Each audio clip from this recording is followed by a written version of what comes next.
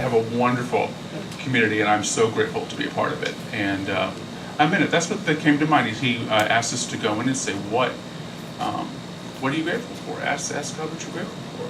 And really the first thing that came out, he goes, you have a practice community.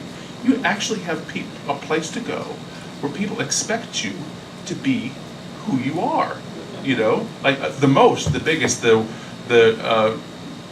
to practice being, like Shawn goes to a place on Sundays. He may have told you this, that the whole deal is that these children who have some issues, they practice being big.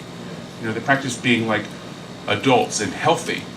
So this practice community has become a really, really important part of.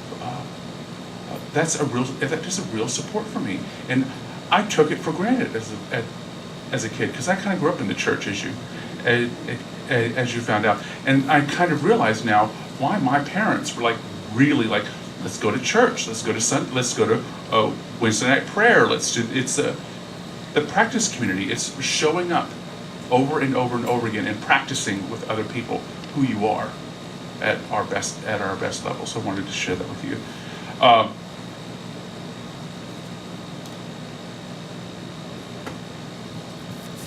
As I'm wont to do. It's from the chapter, The Journey Back, and this is the treasure of God. Yeah. I know. It's good. Your function is to add to God's treasure by creating yours. His will to you is His will for you. He would not hold creation from you because His joy is in it. You cannot find joy except as God does. His joy lay in creating you, and He extends His fatherhood to you so you can extend yours as He did. You do not understand this because you do not understand Him. No one who does not accept His function can understand what it is, and no one can accept His function unless he knows what He is. Creation is the will of God. His will created you to create. Your will was not created separate from His, and so you must will as He wills. I want to tell you a story. I ended a contract about in September. So I did the whole unemployment thing for 6 months. I joined the small business employment search program. So I had to go to classes. I went to business meetings. I had to get retooled. There was a special program that you signed up for these classes and you took how to be an entrepreneur. Because there just was no way I just can't have a boss again. I just can't. Oh my God, I just can't have a boss again.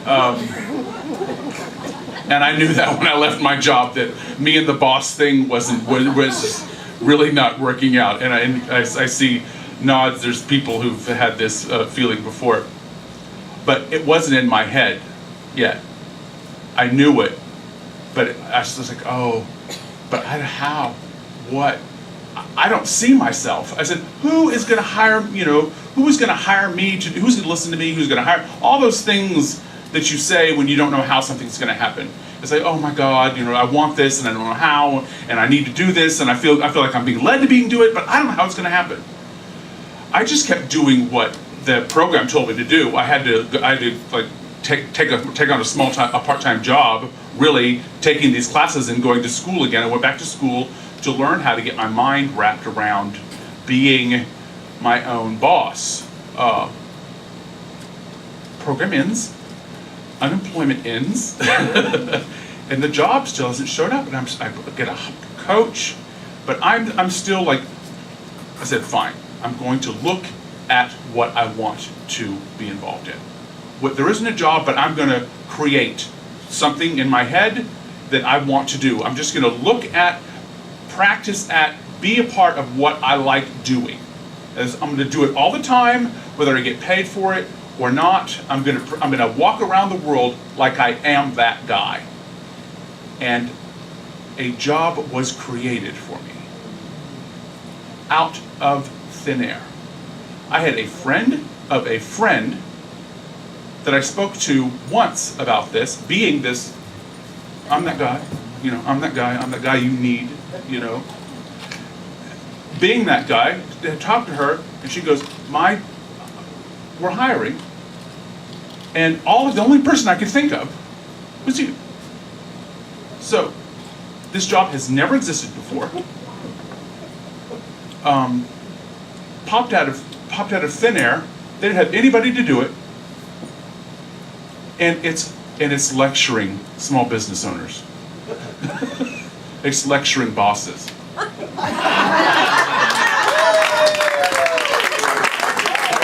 You cannot make this stuff up. Okay? So, but I had to be that first. I had to admit what I wanted.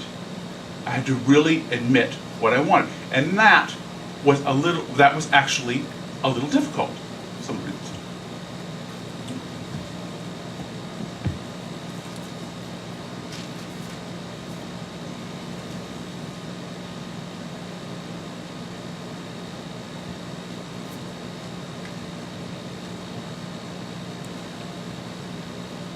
This comes from Robert Fritz, The Path of Least Resistance. And if you could take a look at the shape of this book, I've read this one a few times too.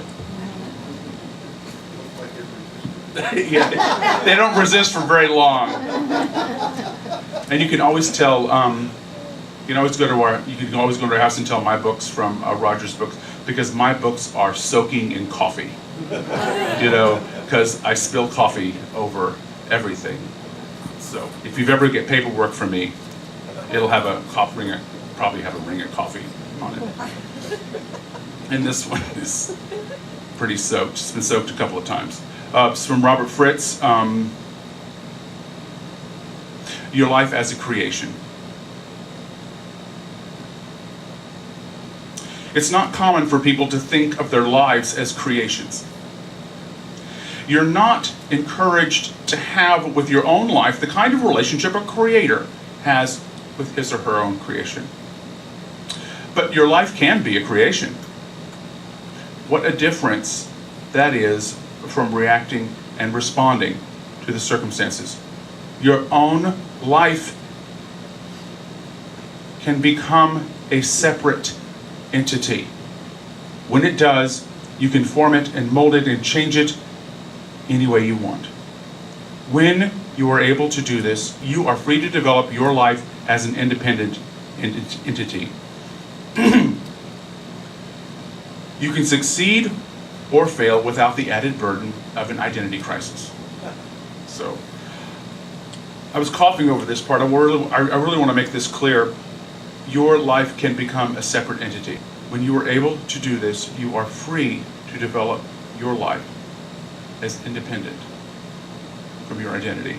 That was kind of, when I read that, was kind of a really big turning point for me, because it says things in a real contemporary way that a lot of spiritual books try to get us to understand. Did you hear in that phrase, I'm not a body, I'm free? Did you hear in that phrase, I am not my thought, in that passage, I am not my thoughts? I am not my feelings?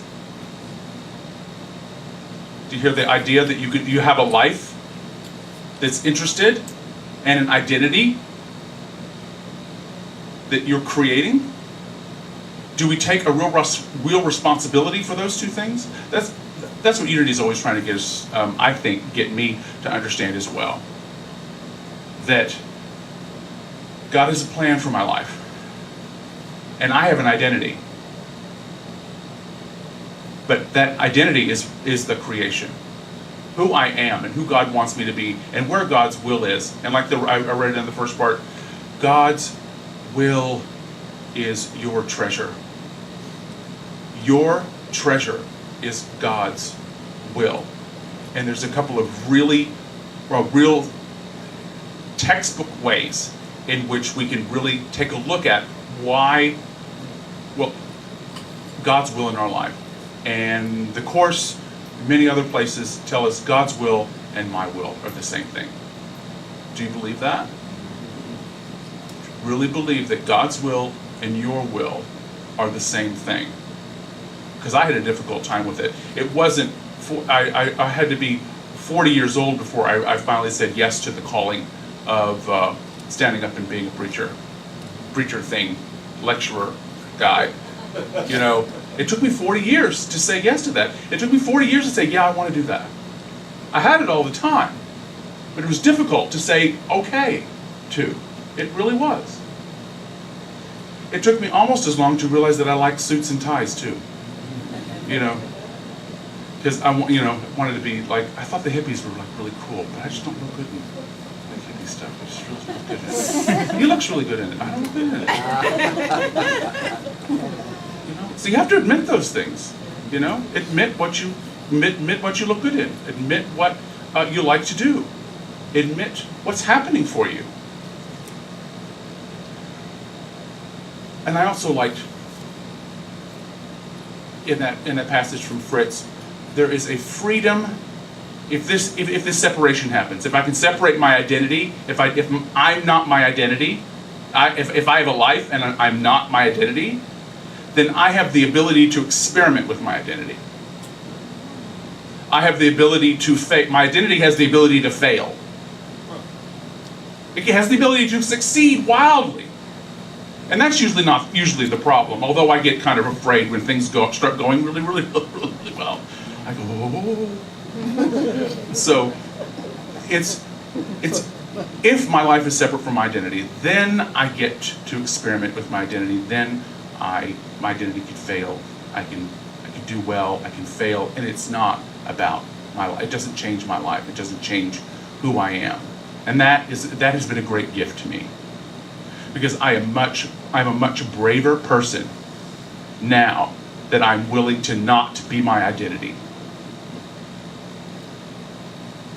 I'd like to give that to you. That's kind of the first way. The first thing that I want to point out is those ideas. What do we want? And getting really honest about what you want. The Course even says there is only one question you should ever ask yourself. Do I want to know my Father's will for me? Because if this will for you is interested in your perfect happiness, and that's what it says, AA says God's will for you is to be happy, joyous, and free, right? Course says perfect happiness. I love the phrase perfect happiness. So the question is always, what is God's will for me? That question, asking it over and over and over again, has two advantages. One, it brings us into the moment. It stops this evaluating whatever is happening. I need to do this, I need to figure this out, I need to know what's happening. Brings us into this moment where the question brings us into this moment.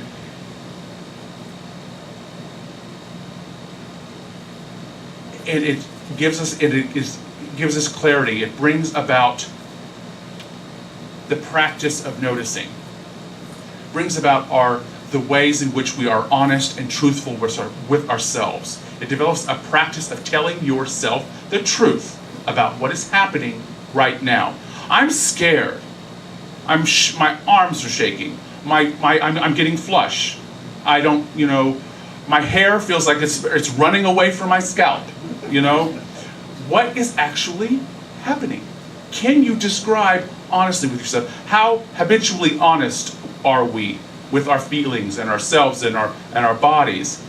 That practice, what is God's will for my life right now? Is a practice about this, brings you into the moment and helps us practice to be honest with ourselves about what's happening. Because you can take that to prayer. You can take that in a relationship to God, and you can say, I'm angry, I'm lonely, I'm tired, I'm frustrated, I'm feeling hungry, and deeper that inquiry goes, the more you can take that to prayer. The Holy Spirit is able to use that to say, step out of the side, pull, you get instructions. I swear, you will get instructions.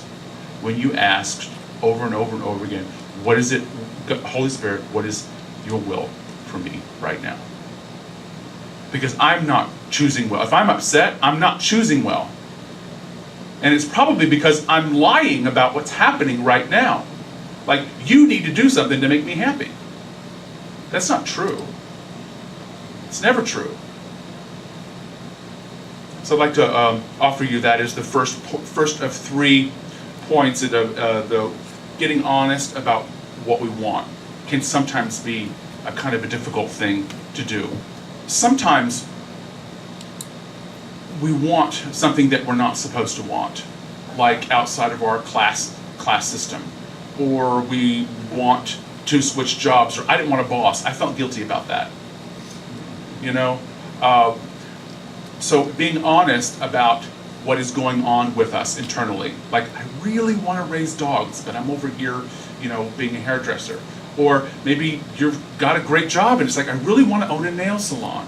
Or my heart is really doing this. He tells a story in here of a man of moderate means whose parents said, who always grew up and said, I want to be a doctor, I want to be a doctor, I want to be a doctor. He says, we can't afford to make you a doctor. We can't afford to send you to doctor school. So they sent him to pharmacy school. He was miserable his whole life. Because he said, okay, I'll just be a pharmacist. There's nothing wrong with being a pharmacist. Pharmacist is a calling. Just like doctor is a calling. Just like dog walker is a calling, and knitter is a calling, and mother is a calling. And so are we real? So it really goes down to every single moment that's happening in our lives, right? Every single moment, every single upset, every single success. What's actually happening? Getting more and more clear about what we want, and that practice of being honest with ourselves is the discipline. The second point is how, and we know this from Brother Kenny,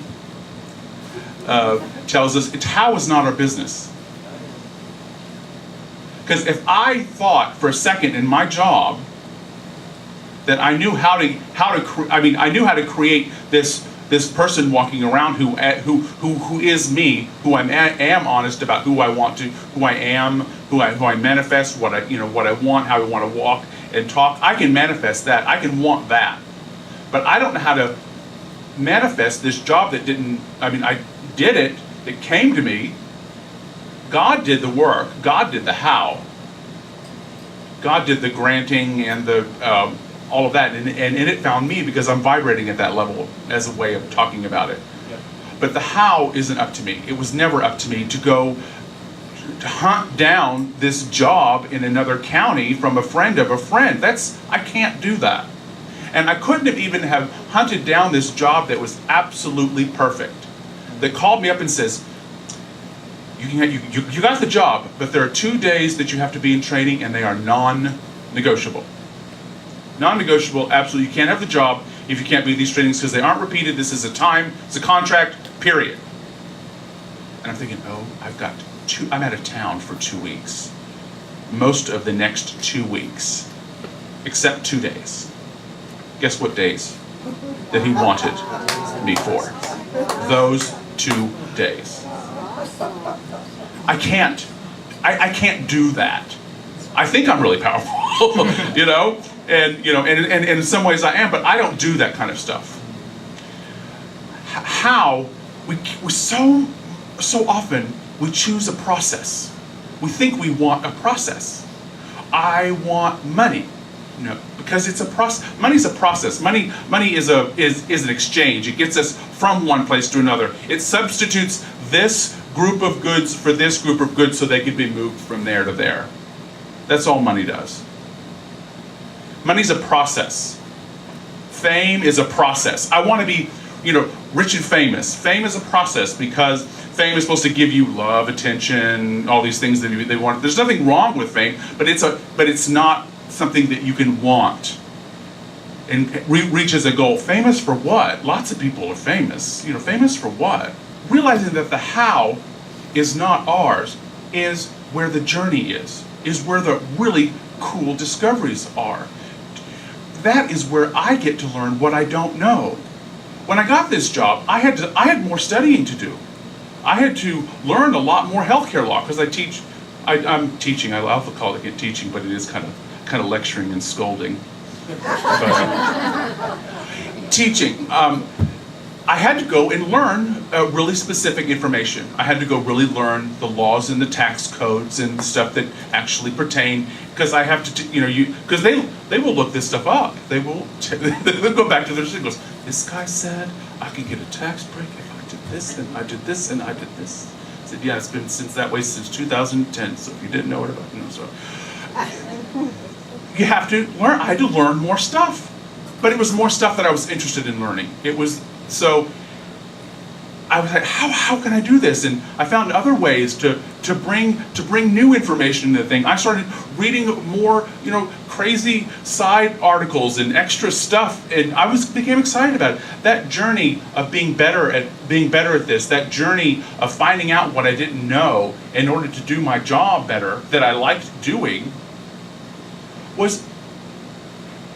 led me to connections that I have that are going to help me in the next project that I'm doing. It's absolutely beautiful. So if you're interested in learning what you don't already know, that you're in something that you're already interested in, giving up the how about how that's going to happen is a really good idea. The how you can learn while you're doing it. If you want something out there, the how becomes a process that you're interested in walking toward. It really does, but you have to keep the what you want, what God's will is for you, in your head while you're doing this process. Okay, God, you want me to do it this way.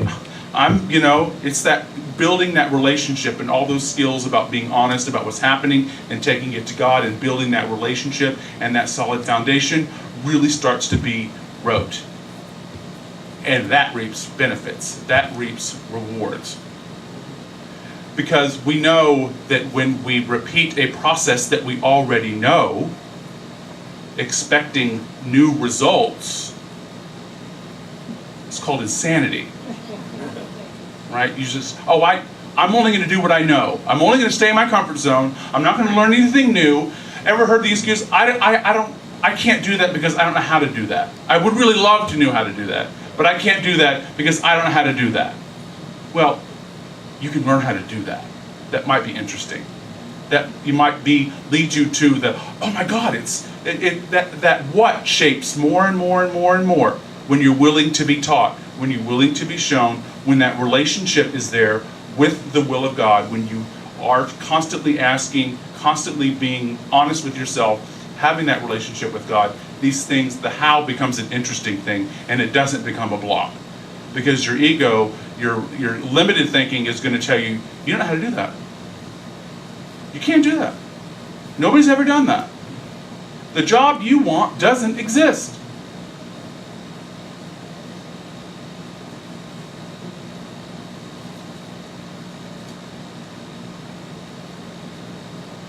I'm getting ahead of myself. I'm pretty good. The third part is that the third thing is that often we hear God's will for our life and we say, that's too big, or that's not for me, or that sounds too cool, I would never be able to do that. God's will for you whispers, and that's been my case. 40 years of God going, hello, the knocking on the door, you want to stand on a stage and talk to people. It's okay. I'll help you. For 40 years. Don't do that. If, you could begin enjoying God's will. You could begin having this joy right now. If we can get, the problem is the honesty. We think it's too big. It's too big. Jonah, they tell stories about this in the Bible. Jonah and the whale. He said, I'm not going. He said, I know, God, you want me to go preach to the heathens over there, and I'm not going. It's like they're nasty people and they're mean. They're too hairy and too fat. There's not enough rich people there. He said, I'm not going. I'm going the opposite direction. Well, he had to get thrown up by a fish, before he said, fine. I'll go preach to the hairy poor people, So it doesn't have to be that way. The honesty, because we know that from Jonah, but we also know it from Moses. Moses didn't get to the promised land. He took the people there, led the people there, but Moses didn't get to the promised land. Gandhi didn't dismantle the caste system in India, which was his goal. He got England out of there in the meantime, but he didn't reach his goals. He did not reach the goal of ending the caste system in India. I mean, do you know why you were white and had nothing? Because he took the role of an untouchable. That was the untouchable's uniform. So he lived as an untouchable in solidarity with the people that were at the lowest level, to try to point out, to try to end the caste system. He didn't see it. He was assassinated before they started, and it's still not here. So we even think that the goals that God has for us, the will God has for us, is even we think it should be something that we can realize in this lifetime. King did not realize the goal before he was assassinated. He wanted this and worked for this, and it didn't happen in his lifetime. Some people would say it still hasn't happened. So it's okay to want something that you're not going to see in your life. Those are really huge, beautiful, delicious things they write textbooks about. That we hold those people up and say, I want to be like that. Those are really big goals. It could be to have a healthy family, healthy grandchildren. It could be to have food security in your community. It could be working toward all kinds of these grand goals. This is the time of big goals, y'all. This is the time of big goals and big wills, where God is calling on some of us to have these big, long, huge goals. And it isn't just individual, oh my God, I gotta do this all myself. They're community goals.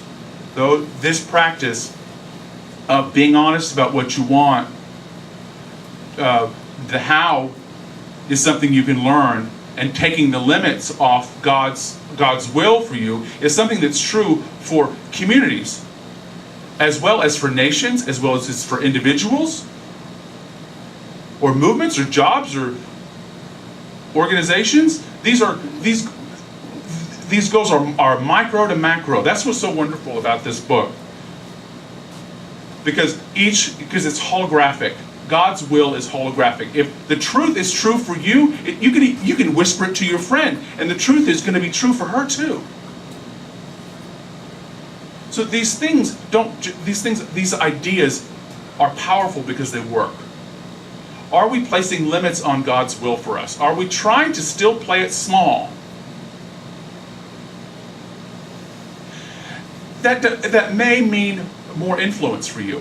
I'm going to reach out to be with the kids I want to be with. I can be more influential in my world. I'm being called to service in a way that I haven't been before.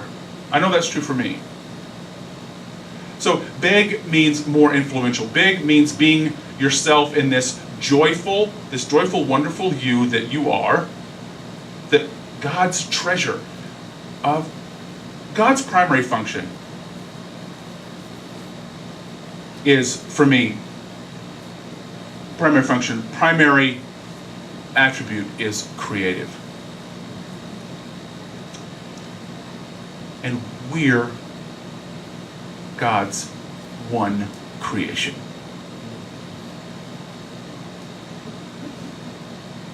The chances are that you're wildly creative is pretty good. Are we owning that? Are we being honest about what we want to create?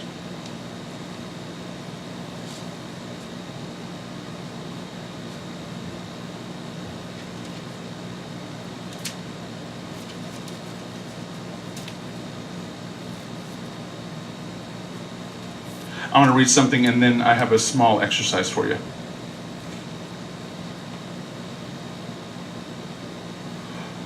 What God has willed for you is yours.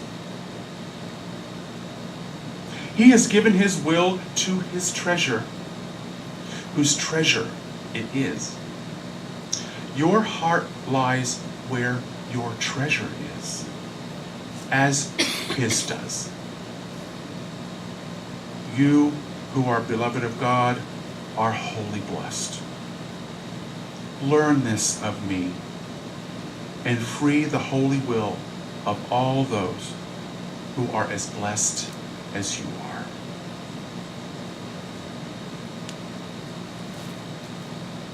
Can you take that in? That your heart's desire is God's treasure for your life? Can you take it in that you're God's heart's desire? Can you take it in that God is really, really interested in what you want to create? Because I think there is something that each of us want to create in the world that isn't here now. We want to see something come into existence. We are working all the time to create something, bring something into existence that's actually not here now. You get to want whatever you want. Whatever you want, you get to want whatever you want. You don't get to choose how it's going to happen. That happens as a fruit of a relationship with God. But if you place limits on it, about how God is going to use it, because it's your will to have, it's a feeling tone, right? It's this wonderful thing that it's an experience. It's a doing, it's a being with kind of experience that we're wanting. So, I want to ask you, as you may be thinking about this, the question is, the statement is, and I hope you'll say this to yourself quietly now and say it out loud at some point during the week. I choose to have blank. I choose to have.